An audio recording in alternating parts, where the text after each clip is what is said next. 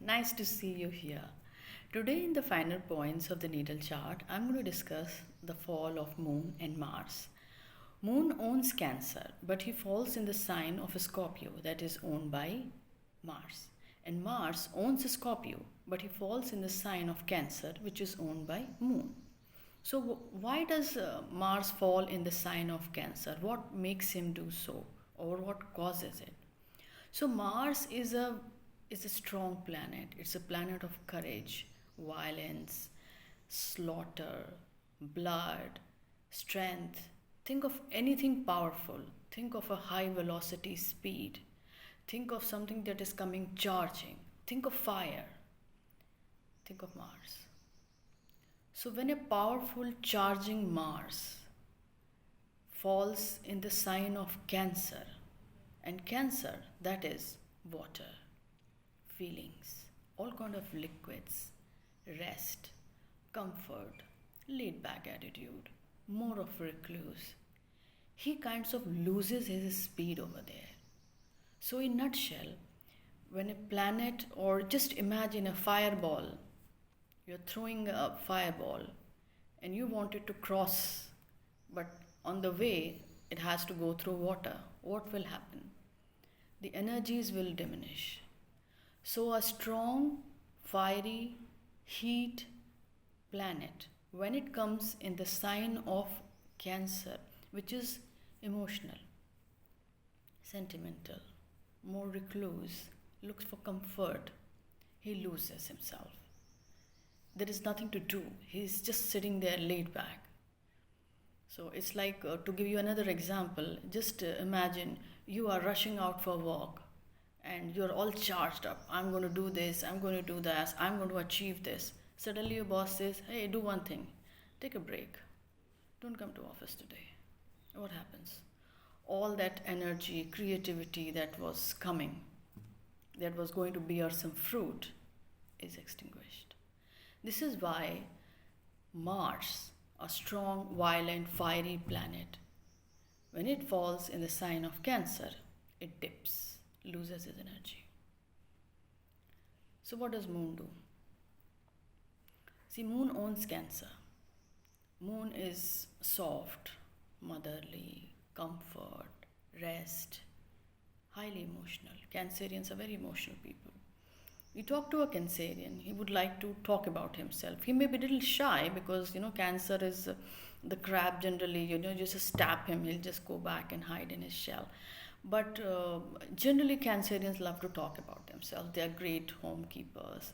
So, Moon is a soft planet, and he just likes to be in a comfortable zone and doesn't want to deal with harsh situations. In fact, wherever Moon falls in the chart, those things become delicate because it's a delicate energy that is there. We should also look at planets more as a form of energy when we have to understand them, because that makes us understand what kind of result they'll bear. So when a planet like Moon comes to the sign of a Scorpio, now what is Scorpio? Scorpio is intense, jealous, hidden, quiet, resentful. The whole emotional exuberance, the childlike curiosity gets kind of locked up in a Scorpio. Moon represents fresh water. Scorpio is a stagnant water. Moon, the fourth house owner, is about open. Scorpio is all about closed. In fact, Cancerians, when the moon goes in any natal chart, goes in the Scorpio, people are not open. They may be emotional, but they would just like to hide themselves because they are in a corner which is a hidden corner. The eighth house, or the eighth sign, is the most secretive corner. Scorpions are known to be secretive. So what happens? A fluid that is wanting to flow out gets stopped and becomes stagnant, so that energy doesn't get to flow. Just like Mars in Cancer is suddenly stopped, similarly Moon in Scorpio finds itself in a locked up position. Eighth sign, or the eighth house, is also known as the basement of a natal chart, which means that whatever goes there gets kind of locked in. And moon being the most active planet, remember it's the fastest moving planet. In any prediction, every prediction finds its fruitfulness through the moon. Till moon will not align to the house required, the event will not happen. For example, if there is a childbirth, moon has to align with fifth house in some way or the other, the childbirth will not happen. So when a fast moving planet goes in the basement of the natal chart, he is stopped. Moon is exalted in the sign of Taurus. And Taurus has one very beautiful constellation, that is Rohini. And Rohini is actually the most beautiful, creative constellation in the whole universe. And in fact, Moon has been blamed to give by that he gives more attention to Rohini. Oh, he is married to all the 27 constellations, in which Rohini is his favorite.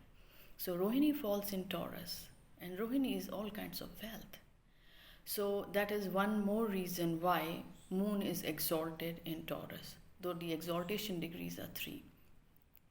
When he comes in Scorpio, the one most difficult constellation there is the constellation of Jyeshtha. Jyeshtha is ruled by the ruling planet is Mercury, and the constellation lord is Indra. And Jyeshtha is all about jealousy, because Indra is the most jealous king. He's always scared that somebody will come and take his kingdom. So the moment he will see anybody praying and doing things that might take away his kingdom, he's the first one who gets up and starts manipulating how to uproot this person. Mars owns Aries, and he's very just in owning Aries. The simple reason is when you are born, the birth itself is like a blast of energy. When you are born, just imagine how much energy happens when you come on this earth.